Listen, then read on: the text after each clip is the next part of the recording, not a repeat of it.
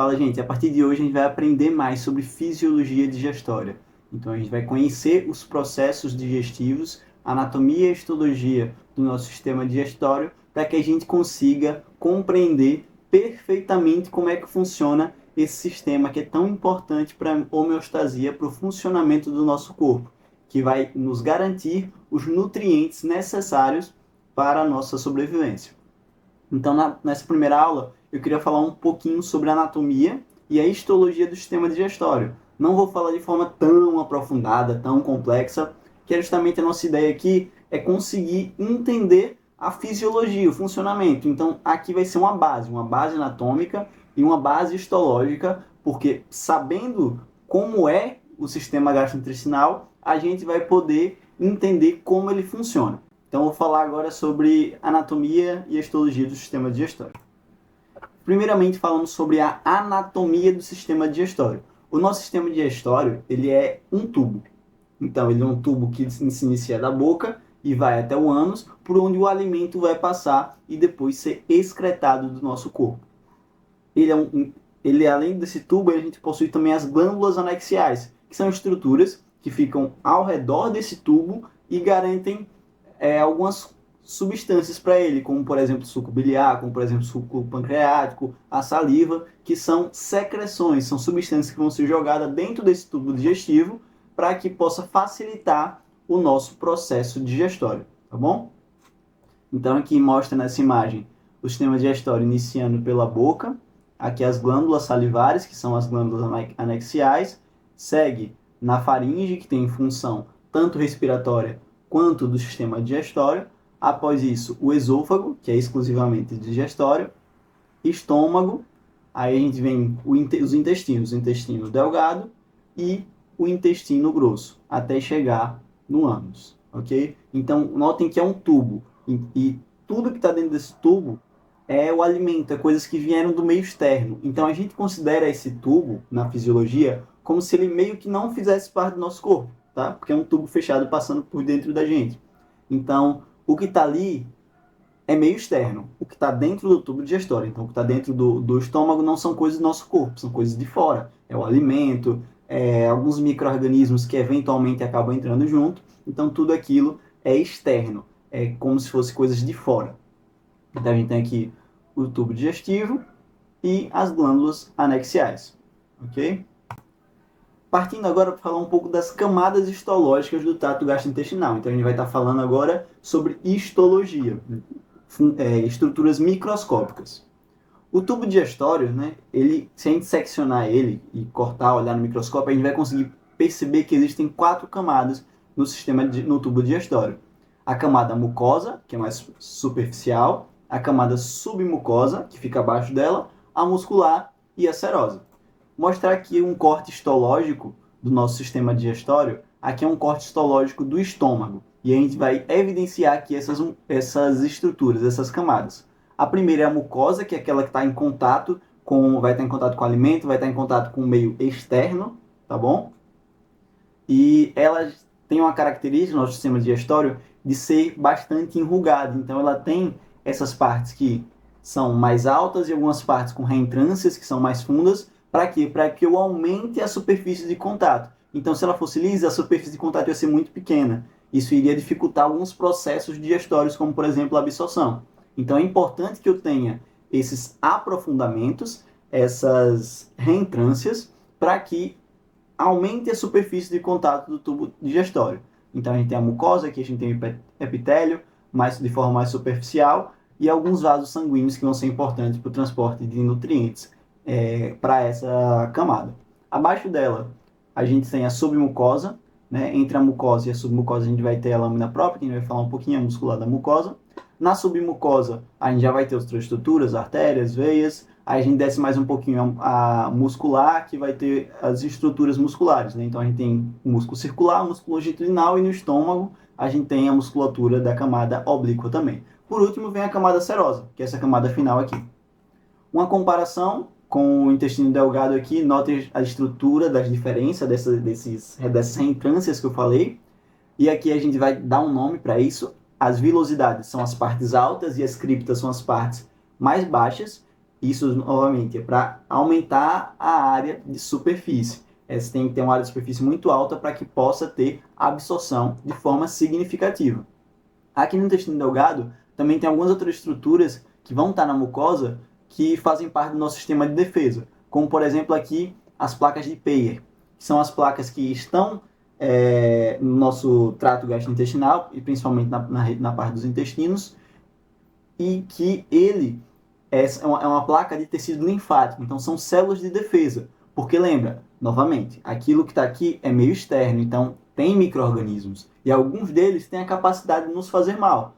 Se a gente tiver um sistema de defesa tão próximo aqui, a gente vai conseguir reagir muito mais rápido a esses seres que tentam nos fazer mal. Né? Então a gente vai ter estruturas linfáticas ali bem próximo, bem superficialmente mesmo.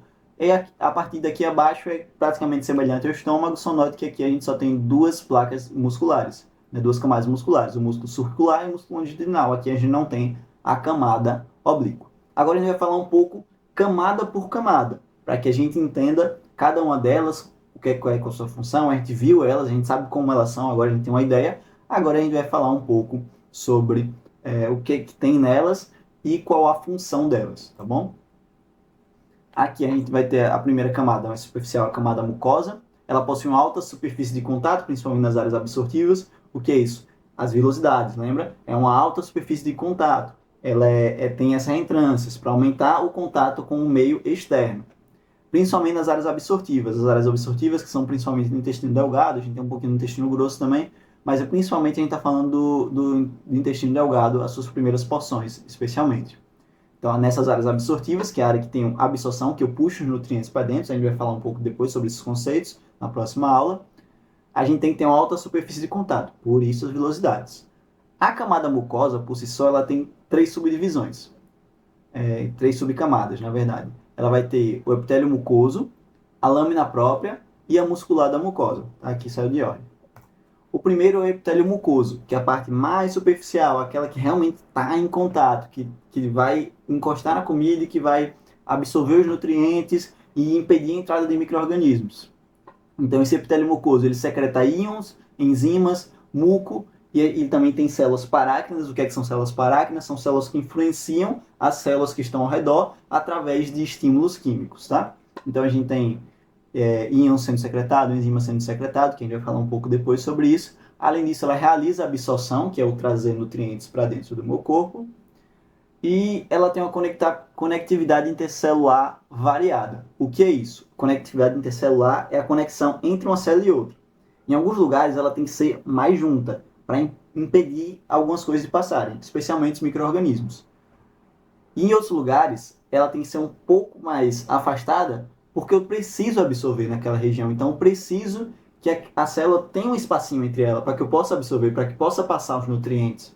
Então, por exemplo, no estômago e nos cólons, né, o intestino grosso, a gente tem uma maior conectividade. As células são mais fechadinhas para impedir os micro-organismos de passar, para impedir as substâncias do estômago de passar. E é menor, por exemplo, no intestino delgado, porque, como eu falei, é a principal área de absorção, tá bom? O epitélio mucoso ele também tem um alto índice de renovação celular. Por quê? Porque ele está sofrendo agressão a todo momento. Tem alimento passando, eu tenho um atrito daquele alimento passando. Eu tenho micro-organismos o tempo todo tentando invadir aquelas células. Por isso que eu preciso de um alto índice de renovação celular. Eu preciso de uma camada basal que tenha multiplicação celular importante para que eu gere toda hora célula. Toda hora eu estou gerando célula, toda hora eu estou gerando célula. Porque essas células, como eu falei, elas sofrem muita agressão, tá bom? Próxima camada é a lâmina própria. É o tecido conjuntivo, que fica abaixo do epitélio. Então, sua função é principalmente estrutural, manter o formato. Além disso, ela possui vasos sanguíneos, linfáticos e nervos. Lembra que no epitélio a gente não tem tanto assim de vasos, de nervos. Eles ficam mais concentrados na lâmina própria e não no epitélio, tá bom? E é aqui que estão localizadas as placas de Peyer, que eu falei, que são placas de tecido linfático, são placas que servem para defesa. Elas fazem parte do GALT. O que é GALT? É o tecido linfático associado ao sistema gastrointestinal. Então, quando a gente tem GALT, a gente tem MALT, enfim, são tipos de tecidos. Esse aqui é o tecido linfático associado ao sistema gastrointestinal, o GALT, beleza? Que funciona como defesa do nosso corpo. É tecido linfático, são células protetoras, células de defesa. A próxima é a muscular da mucosa. É uma musculatura lisa, como a maior parte da musculatura, na verdade, como toda a musculatura quase do nosso sistema gastrointestinal, e ela realiza os movimentos de vai e vem. Então a gente tem as vilosidades, por exemplo, no intestino delgado, elas vão fazendo esse movimento aqui, que além da alta superfície de contato, essa movimentação permite que eu vá buscando as substâncias, buscando os nutrientes. Então ela realiza esses movimentos de vai e vem. É uma camada fina de músculo e que ela vai ter uma função de movimentar a mucosa, tá bom? Ela não tem uma função muito grande, muito forte de contração. É basicamente isso. Então ela altera também a superfície de contato da mucosa. Ela vai alterando tanto o movimento, mas também ela pode alterar o formato. Então é para isso que serve a camada muscular da mucosa. Próxima camada, né, abaixo da camada mucosa, a camada submucosa. Ela é composta por tecido conectivo e tem os vasos sanguíneos e linfáticos maiores. A gente tem alguns vasos na mucosa, mas aqui eles são maiores, são já mais calibrosos. E possui o chamado plexo submucoso, que tem esse epônimo aqui, que eu não vou me arriscar a dizer, mas que acho que é Meissner que fala, mas ele é responsável por inervar o epitélio e a camada muscular da mucosa, tá bom? Então ele faz a inervação do epitélio, da parte mais superficial, e também da camada muscular da mucosa. Por quê? Porque esse plexo submucoso está em conexão com diversos outros plexos que a gente tem no nosso sistema gastrointestinal. Existe uma imensidão de nervos no nosso sistema gastrointestinal, e eles estão em consistente conexão. Então, esse plexo submucoso, ele inerva principalmente quem? A muscular da mucosa, para inervar o movimento da camada mucosa, e também ele inerva algumas pequenas glândulas que a gente vai ter naquela região. Então, ele inerva a secreção, tá bom? Ele estimula ou inibe a secreção dessa parte mais superficial. A próxima camada é a camada muscular, que possui duas camadas em todo o trato gastrointestinal, mas no estômago a gente tem também a camada oblíqua. E ela possui a camada circular interna e a longitudinal externa. Então a circular fica dentro e a longitudinal que fica por fora. Então pensem que eu estou tendo aqui um tubo, eu tenho uma camada circular que tem a função de diminuir o calibre, então ele faz esse movimento, ela oclui, ela fecha, e eu tenho uma camada longitudinal por cima dessa circular, que ela faz o quê? Ela faz esse movimento aqui, ó. Ela puxa. Então ela diminui a distância entre dois pontos. Eu tenho aqui dois pontos, quando ela faz esse movimento, ela aproxima, tá bom? Então a gente tem a circular e a longitudinal.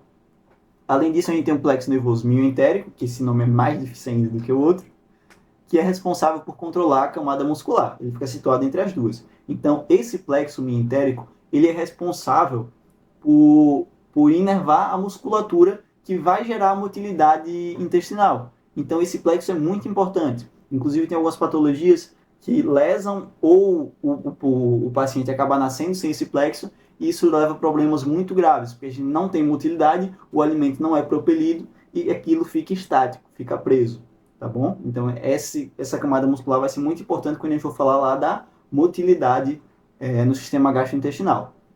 Aqui a gente tem também a camada muscular oblíqua incompleta, que está principalmente no estômago.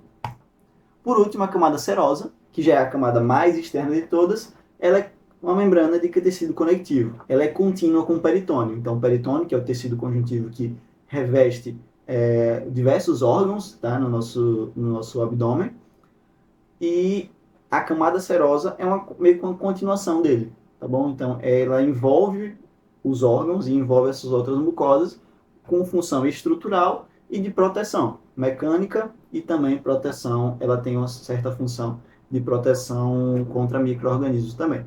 Então, essa foi a nossa aula sobre anatomia e histologia no sistema digestório. Notem que são alguns conceitos, mas que não são tão complexos assim. Eu deixei o mais simples possível, porque aqui a gente não quer ver a lâmina microscópica da célula e nem ver o corte anatômico do estômago e as estruturas anatômicas específicas do estômago. Não, a gente quer uma anatomia e uma histologia funcionais, tá bom? Isso aí a gente fala depois, sobre anatomia e histologia mais aprofundados. Essa foi a aula de hoje. Curtam se gostaram, se inscrevam aí no canal e se puderem deixar um comentário também, deixando alguma sugestão, uma possibilidade de melhora. É isso. Até a próxima.